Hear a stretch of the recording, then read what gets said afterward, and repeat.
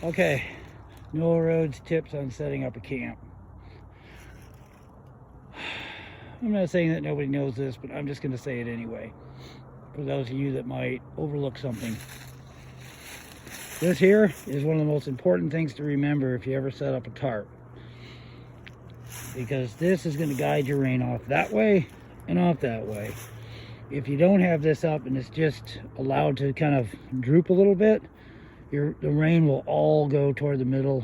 It'll pour huge amounts if it's raining hard, and the chances of you getting flooded out from underneath, which is a disaster, goes up a lot.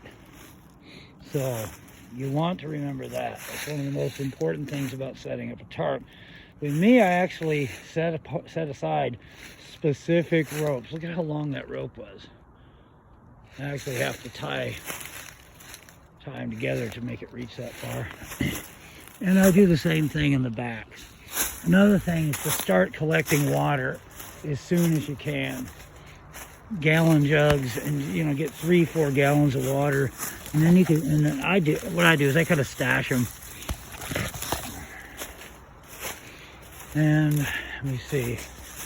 I know I have these things, but I don't know where they are right now at the moment, and I would have them on if I did. But those little dollar store fake plastic candles that have a little light, those suckers are really good to have at your camp. I could set one like right here, and if I walked away at night, I'd be able to see it, but it doesn't produce enough light to have anybody from any distance see it. I have to kind of get in the relative area. You would be surprised how easy it is to lose your tarp, your tent, your campsite in the dark. And it'll drive you nuts. It'll drive you absolutely nuts. I've had that happen to me in a small little area, and I'm like, come on, man, I'm way better than this. Yep, it happens. So you got to kind of also, I am somebody who does like to walk out. If I am close to railroad tracks and things like that and cool little areas to walk, sometimes I just get antsy. I don't want to sit. And I will prepare my campsite during the day to be ready for night. I clear a bunch of junk that's going to hurt me, stuff that's going to poke my eyes, anything like that. So right here, I've already got these branches prepared ahead of time where I can kind of barely see them at night. This here, I'm going to get it out of the way. And this one here, see that? You can see that at night. And then I got these here. I got these. So I've prepared this place ahead of time at night. So make sure to put the little, I guess you can call it the peak, make sure you make that little peak with the tarp. I know a lot of people know to do it, but there's a few people out there that might overlook something like that. So I'm just, reminding. And start getting water, start collecting food, stash things in different areas even if you have to. Have a plan B, have a plan C, have a plan D. Look for places that you could run to if you're homeless like I am, or if you're just on a journey. Let's say you're not homeless, but you want to do something a little bit wild and you want to break the concrete that's hardened around your feet. And you want to move forward, and you think maybe doing something drastic like this, and you're going to just kind of let go and let God and kind of, put on a backpack.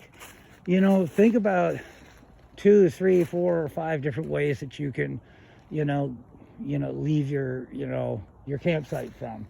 I've got all sorts of different ways that I can go through. So this is the main way, but I can come in through a different way. I can go out this way and I can come in this way. And right out there is a set of railroad tracks, so that's a really good landmark.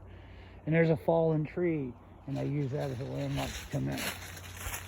And there's another way over there that goes to, it's sort of like something that was cut through the woods, like a path that was cut through the woods that was originally for a gas line, but they never did it.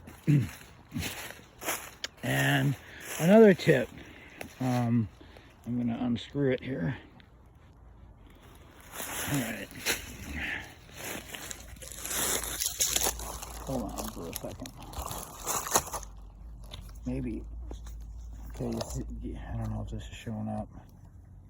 I'm unscrewing the back of my flashlight. Why?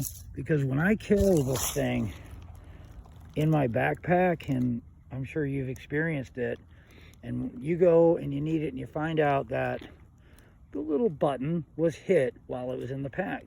So just take one of those batteries and put it upside down, and just before it gets dark, you just flip it around like so, and you put it back in the right way.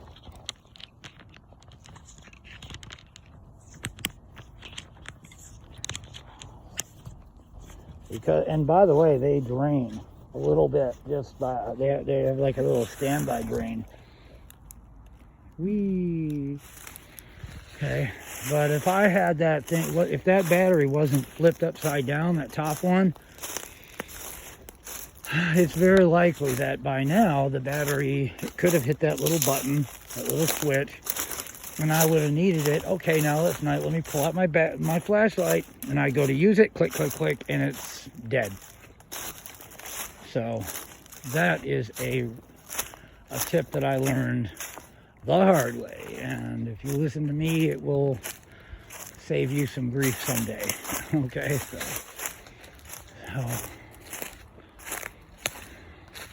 so anyway, there's some railroad tracks out there, and if I choose to go in, this is already a path that's kind of made.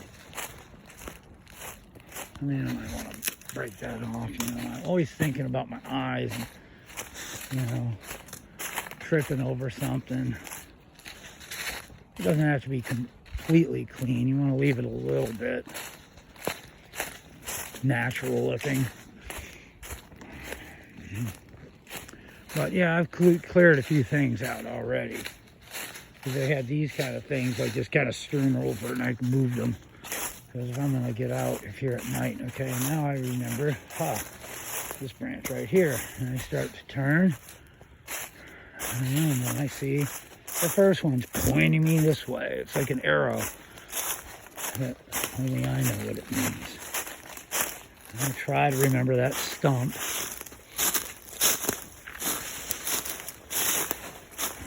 And I'll see this one. And then I remember that tree. And then right after that tree, I see one here. And I can basically, at this point, I'm already at my camp. I can go in this way. Or in this way. But anyways, that's me at nighttime prepping my camp for night. It's a little scary sometimes, especially when you're first out at these places. There's bear, there's coyotes, you never know, man. I always have a stick next to my, that's a piece of hardwood. It would kill a dog if it hit it in the head, there's no doubt about it. It wouldn't do anything against a bear, even a little bear. But more than likely a bear wouldn't mess with me. Black bear usually don't. And it's not deep in the woods because over there we got Highway 322 and there's some houses, and most likely wildlife is gonna be a little bit fur that way. I'll probably have small stuff like possible raccoons in the area, obviously field mice. But without a tent, it makes you more vulnerable because you're sleeping and your head's exposed. The only other thing too, tips, look up when you're having a camp, You want to find a spot that if a branch breaks off, it ain't going to kill you. This is not a real dangerous spot, but there is a little danger here. But I've seen a lot worse. So you always want to kind of look. Like sometimes people will not really realize it, and they could put up their tent and it can be in range of a fallen branch like that, and then that branch at nighttime while you're sleeping falls and you're dead. I'm telling you, there is trees that are a couple of 1,000-pound branches that fall from 30, 40 feet, I see them all the time laying around in the woods. So anyways, Noah Rhodes' first night at camp, where I kind of been planning to stay and spend some time. I don't want to get too detailed where I'm at, you know, in case I upload it and there's somebody in the area that sees it and they want to mess me up. You know, I don't think they would, but yep, there's that peak on that. See that? That's what you want. You want to make sure you do that on both sides, on the back and on the front. If you don't, boy, you'll pay. See that? How I got it tied? And there's other ways to set up your tarp too. You can cross 2 branches and then have a supporting branch that comes up at an angle, and it has to have like a slingshot, like a Y. And the 2 cross branches, you tie them together with a rope to where they're kind of like an X, and they lean against the supporting branch.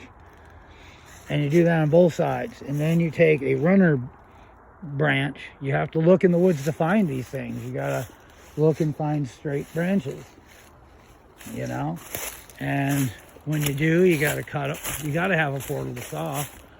Like for instance, that branch, you know, you could take that and run that between those 2, you know, those 2 X's, and then you put your tarp over that, so you don't have to have a tarp tied from one tree to another. So that's a little trick that I use. And to get this awning, you can just jam a stick into the ground like so, and then tie another stick, tie it down. And also, when you don't have the right places to tie, you just find some heavy logs and you bring them over to each corner, and you see how that thing is. There's nothing for me to tie it to, so I just had to go off into the woods and find a heavy log, and I dragged it over here, and that's how I do it. This one had a tree. This one had this tree. This one I had to move a heavy log, you know, from the woods. And also on this side. Okay. So other than that, it's tied from that tree to that tree.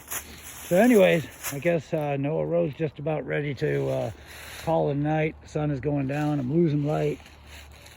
And I will probably start slowing down. I got 2 more videos. The pre-post-apocalyptic video. That I got 1, and then I got 2 of them that I want to upload tomorrow. And then this one.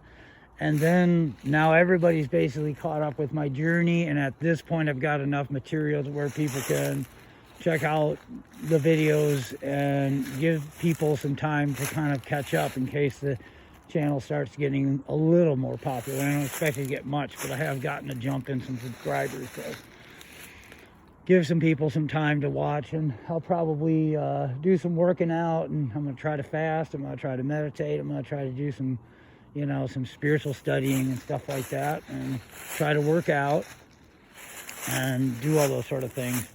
And in a week or 4 or 5 days or so, I'll start uploading, have a little update video. All right, until then, I hope that wasn't too boring. Just giving you the camping experience, you know. Anyways, Noah Road over and out for now.